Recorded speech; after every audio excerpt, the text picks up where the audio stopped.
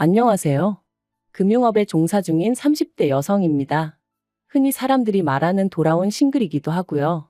솔직히 이유가 어찌됐건 이혼했다고 하면 사람들이 좋게 봐주지는 않잖아요. 그래서 사실 얼마 전까지도 가족과 가까운 지인들을 제외하곤 누가 먼저 물어보지 않는 한 이혼했다고 말하고 다니진 않았거든요. 그런데 이제 새해도 밝았겠다 제 스스로 좀 떳떳해지고 싶더라고요.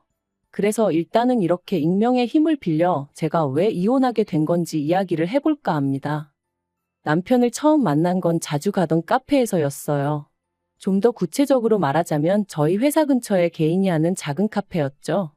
그런데 바로 옆에 대기업 프랜차이즈 카페가 있다 보니 솔직히 장사가 잘 되진 않았던 것 같아요. 프랜차이즈보다 맛이 월등히 좋은 것도 아니었고 그렇다고 가격이 아주 저렴한 것도 아니었으니까요. 하지만 그럼에도 불구하고 제가 그 카페를 자주 찾았던 건 카페에서 흘러나오는 음악이 정말 제 취향이었어요. 그래서 남들 다 가는 프랜차이즈가 아니라 늘 그 카페를 찾게 되었죠. 그리고 그러다 우연히 카페 주인하고 몇 마디 대화를 나누게 되었는데 알고 보니 저랑 같은 대학교를 나왔더라고요. 물론 대학교에 사람이 한둘도 아니고 나이 차이도 5살이나 나다 보니 겹치는 지인은 없었지만 그래도 그날의 대화를 계기로 조금씩 가까워지게 되었는데 눈치채셨겠지만 그 카페 주인이 훗날 제 남편이 되었네요. 남편과의 연애는 보통이었어요. 무슨 말이냐 하면 서로 맞는 부분도 있었고 안 맞는 부분도 있었고 그런데 그거야 다른 사람들도 마찬가지잖아요? 그래서 특별히 개의치는 않았습니다. 다만 저는 결혼을 하는 건 좀 신중히 하고 싶었어요. 막말로 어차피 할 결혼 굳이 일찍 해야 하나 싶었거든요. 물론 주변에서는 그래도 1살이라도 어릴 때 결혼해야 건강한 아이를 낳는다며 기왕 할 거 일찍 하라 하기도 했는데 제 나름대로 건강관리는 꾸준히 잘해오고 있었기 때문에 그런 조언들이 크게 와닿지는 않았던 게 사실이에요. 그러나 남편의 경우 저보다 5살이나 많다 보니 연애 초반부터 조금씩 조바심을 내더니 사귄 지 1년 만에 떡하니 프로포즈를 해오더라고요. 그리고 솔직히 어리석게도 저는 이 결혼을 해야 하나 말아야 하나 안 할 거면 뭐라고 말을 해야 하나 하고 고민하고 우왕좌왕하다가 얼떨결에 결혼을 약속하고 말았습니다.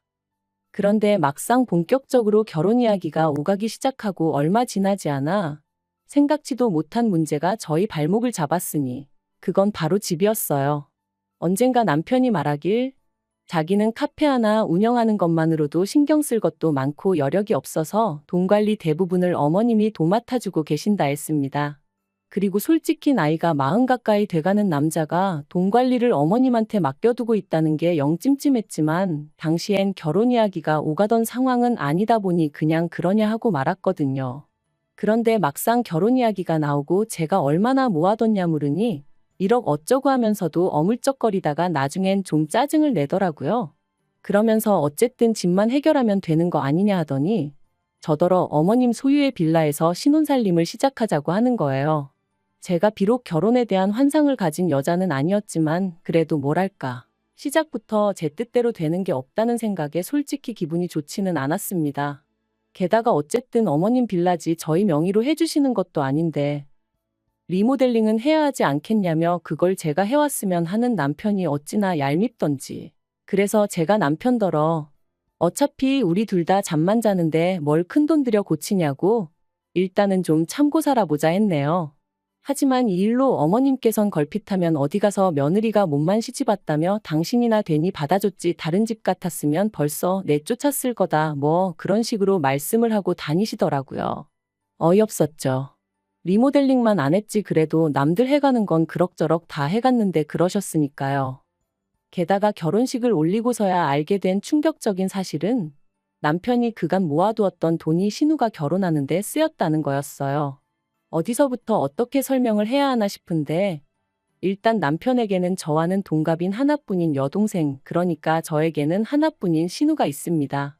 그리고 제가 남편과 연애하던 당시 신우 또한 연애 중이라는 걸 남편에게 들어서 알고는 있었어요. 하지만 그런 신우가 저희보다 일찍이 결혼을 하게 될 줄은 몰랐는데 혼전 임신으로 급하게 식을 올리더라고요. 스몰 웨딩이니 뭐니 하면서 정말 임신 소식 듣고 결혼까지 2달도 안 걸렸던 것 같아요.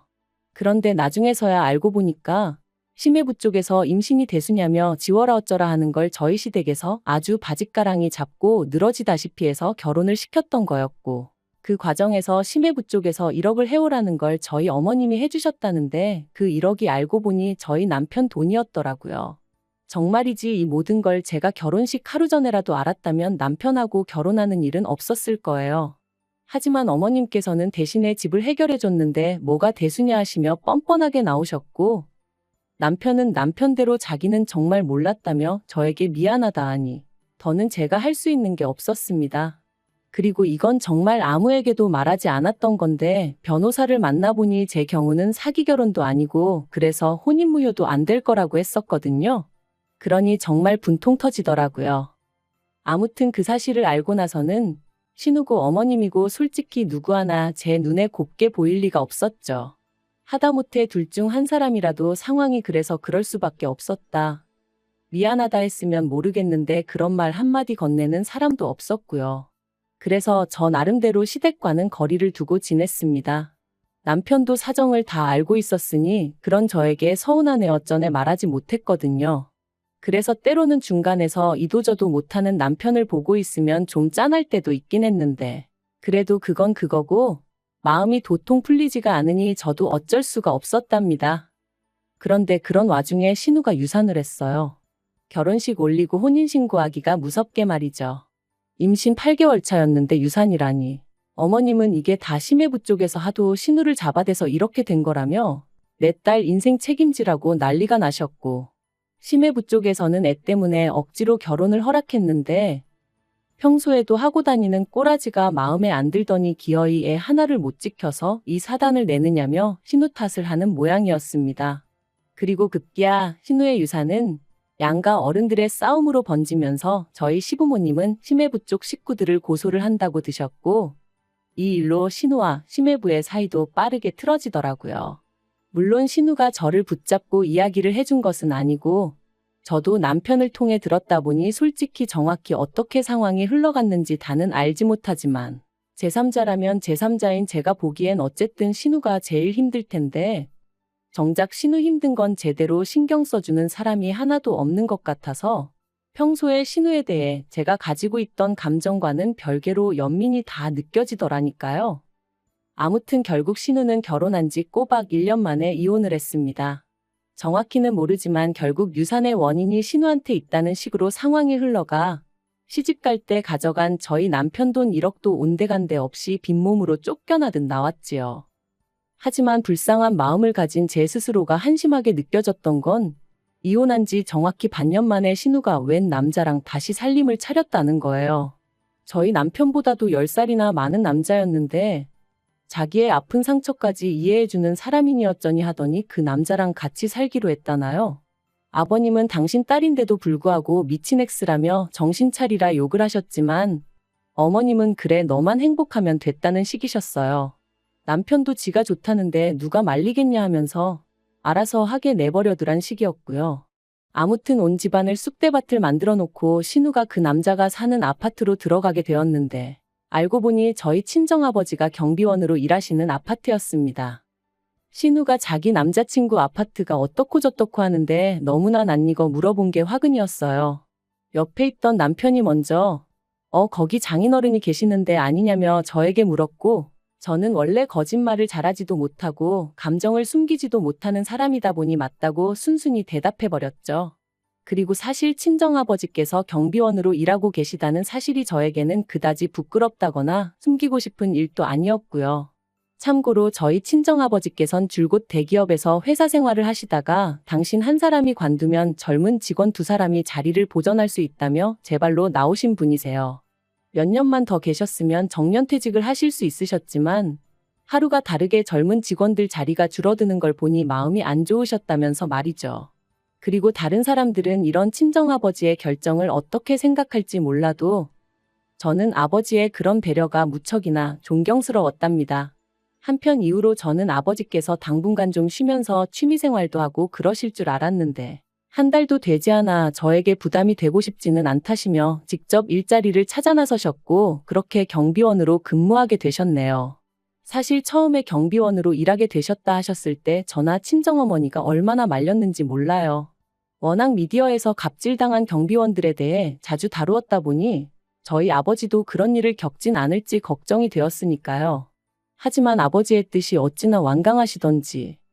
아무튼 신우가 저희 친정아버지가 경비원이라는 이야기를 듣더니 아주 묘한 표정을 지으면서 경비 같은 건 먹고 살기 빠듯한 사람들이나 하는 거 아니냐 묻대요. 마치 너무나 당연한 사실처럼 말이죠. 그리고 솔직히 전 그런 신우의 태도에 빈정이 확 상했지만 그래도 정말 몰라 저러나 싶어서 요새는 꼭 그렇지만도 않다. 오래 배우시고 그러신 분들도 많이 하신다. 우리나라가 노인분들이 일할 자리가 많이 없지 않냐 하고 대답해줬어요. 하지만 신우는 계속 저더러 고민이 많겠다는 둥, 자기가 잘 챙겨드리겠다는 둥 쓸데없는 소리를 해댈 뿐이었지요. 그런데 그렇게 신우가 남자친구랑 동거를 시작했다는 이야기를 듣고 2달 좀 넘었을 때였습니다. 친정어머니께서 전화를 해오셨는데 목소리에 근심 걱정이 가득하시더라고요. 그래서 제가 무슨 일이라도 있으신 거냐고 왜 그러시냐 하니까 며칠 전부터 친정아버지가 일만 마치고 집에 오시면 표정이 좋지 않으시고 방에 가만히 누워만 계신다는 겁니다. 입맛도 없다 하시면서 말이죠. 혹시 입주민들하고 무슨 일이라도 있으셨던 건 아니냐 물으니 그런 것도 아니다 하시면서도 정확한 이유는 말을 안 해주신다나요? 그러면서 어머니가 시간 날 때 아버지 점심시간에 맞춰 가서 밥 한번 같이 먹을 수 있겠냐 물으셨어요. 그래서 당연히 그러겠다 했죠. 그리고 바로 이튿날 회사에는 반차를 내고 아버지가 계신 아파트 단지로 향했습니다. 멀리서 아버지를 발견하고 저는 반가운 마음에 아버지를 부를 뻔했는데 동시에 너무나 충격적인 장면이 눈에 들어왔어요. 친정아버지를 앞에 세워두고 어떤 젊은 여자가 고래고래 소리를 지르고 있었거든요. 아무리 아버지의 일터라지만 순간 상황 판단을 하고 말고 할 새도 없이 제 몸이 먼저 반응했습니다. 누구신데 한참 어른한테 소리를 지르냐며 여자 얼굴을 딱 봤는데 신우였어요. 어이가 없어서 아가씨 지금 무슨 짓이냐니까 신우도 좀 당황한 듯 하더니 이내 이건 입주민과 경비원 간의 이야기니 저는 좀 빠져달라대요. 그래서 제가 도대체 왜 그러냐 이유나 들어보자 했습니다. 그랬더니 저희 아버지께서 하시는 말씀이 네 신우라는 사람이 자기 장보고 오는 내내 주차장 자리를 맡고 있으라더라 그러시는 거예요. 순간 제 귀를 의심했어요. 자리를 맡고 있으라니 그게 무슨 뜻이냐니까 허수아비 마냥 차 한 대 들어갈 자리에 가만히 서 있으라고 하더라나요. 그래서 제가 신우더러 아파트에서 그런 게 어딨냐 하고는 그리고 상식적으로 우리 아버지가 아가씨 하인이냐고 왜 그딴 일을 시키냐 따졌습니다. 그랬더니 신우가 하는 말이 자기가 낸 관리비로 저희 아버지가 월급 받아가는 거 모르냐면서 그럼 월급 주는 주민을 위해서 그 정도 일은 당연히 할 수 있는 거 아니냐대요. 신우가 개념이 없는 건 알고 있었지만 어떻게 저런 말을 아무렇지도 않게 할 수 있는지 기도 안 차더라고요. 그래서 제가 신우더러 살다 별 거지 같은 소리를 다 듣겠다고 아파트 사는 게 뭐 얼마나 대단한 일이라고 그런 특권의식을 가질 수가 있냐 했습니다. 그리고는 멋대로 떠들어대는 신우를 뒤로하곤 바로 친정아버지를 모시고 관리실로 향했어요. 아버지께 소가리는 그만하시고 그간 당하셨던 일 전부 다 이야기하시라면서 말이죠. 관리소장을 비롯한 관리실 직원들이 얼굴을 들지 못했습니다. 제가 이 아파트의 입주민이 어떻게 갑질을 하는지 언론사마다 제보를 하겠다고 했을 땐 정말 죄송하다며 그렇게 한번 다뤄지면 집값에도 영향이 많이 간다고 저에게 한 번만 기회를 달라 뭐 그런 식으로 얘기를 하기도 했지요. 그리고 저희 친정아버지도 저더러 너무 일을 키우지 말라면서 여기 사는 대부분의 입주민들은 다들 정말 좋은 분들이 맞다고 다만 저희 신우 그 미꾸라지 한 마리가 이 사태를 만든 거란 식으로 말씀하시더라고요. 그런데 그때 관리소장이 서류를 뒤적이며 하는 말이 좀 이상하답니다. 신우가 사는 그 호수는 지금 비어 있어야 정상이라는 거예요.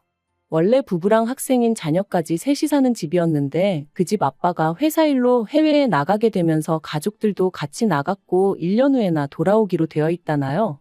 그래서 제가 그럴 리가 없다. 신우 남자친구가 집주인이라 했다 했습니다. 그러자 관리소장이 누구랑 통화를 하더니 자기 말이 맞다면서 한번 확인해보라고 그러는 거예요.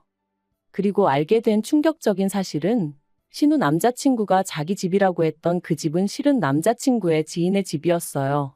해외로 나가게 된 집주인이 가끔 들여다 봐달라고 한 걸 아예 눌러앉아서 살다시피 하면서 자기 집이냥 신우까지 불러들였던 거죠.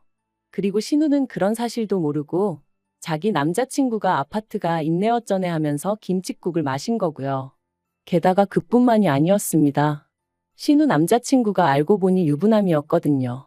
그래서 평일이고 주말이고 외박이 잦았는데 그것도 신우는 자기 남자친구가 얼마나 능력이 있어서 출장이 잦은 줄 알았다나요? 나이를 도대체 어디로 먹었길래 그렇게 말하는 대로 고지곳대로 믿은 건지. 정말 남자의 눈이 멀면 이럴 수도 있는 건가 싶을 지경이었죠. 한편 이후로 아파트에서 원래 집주인 쪽에 연락해 상황을 설명했고 그 집주인이 신우 남자친구에게 뭐라고 했는지는 몰라도 경찰까지 와서는 결국 그 남자친구라는 사람을 끌어냈다 들었습니다. 그리고 이런 시끄러운 상황을 신우 남자친구의 와이프도 알게 되면서 신우를 상간녀로 고소를 한 해 만에 또다시 집안이 쑥대밭이 되었죠. 그리고 저도 저대로 신우가 버젓이 사돈어른인 걸 알면서도 저희 친정아버지에게 그따위로 행동했다는 걸 그냥 넘어갈 수는 없었기에 시부모님께 일단 말씀을 드렸습니다. 솔직히 이때만 하더라도 시부모님이라도 저희 아버지한테 정식으로 사과하셨다면 그 정도로 마무리 지을 생각이었고요. 하지만 결론부터 말하자면 그 부모의 그 딸이라는 말이 딱이었어요. 어머님께서는 신우가 말투가 원래 좀 톡톡 쏘는 말투라 그런 거지 절대로 저희 아버지를 무시한 건 아니었을 거라며 마치 저희 아버지가 자격지심으로 오해를 했단 식으로 말씀하셨으니까요. 뿐만 아니라 저희 아버지가 좀 참아줬으면 자기 딸이 지금 이런 일을 겪을 리가 있냐며 오히려 당신이 저희를 원망하고 싶다 하시는데 얼마나 황당하고 상종 못한다는 표현을 이럴 때 쓰는 건가 싶더라니까요.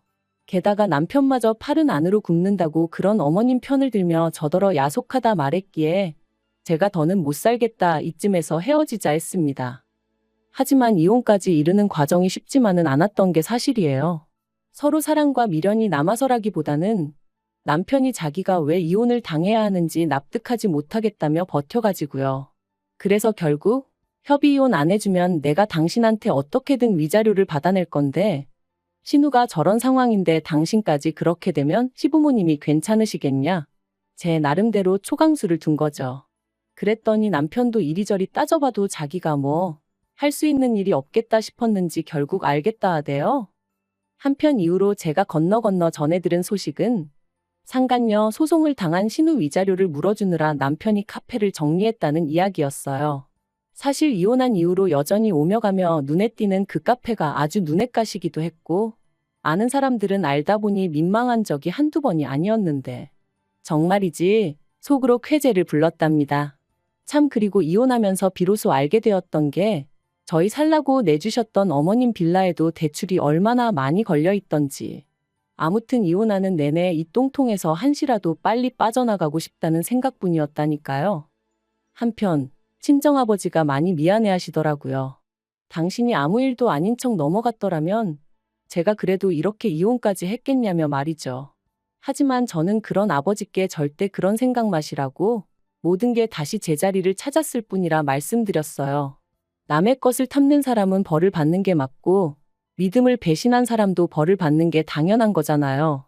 그리고 무엇보다 남을 함부로 무시하는 사람은 더 크게 어디 가서 당해봐야 정신을 차린다니까요. 아무튼 남편을 비롯한 시댁 식구들 인생이 앞으로 어떻게 될지는 모르겠고 자기들 팔자 자기들이 말아먹든 말든 제 알바는 아니지만 적어도 더 이상 남에게 상처 주는 일은 없었으면 좋겠습니다.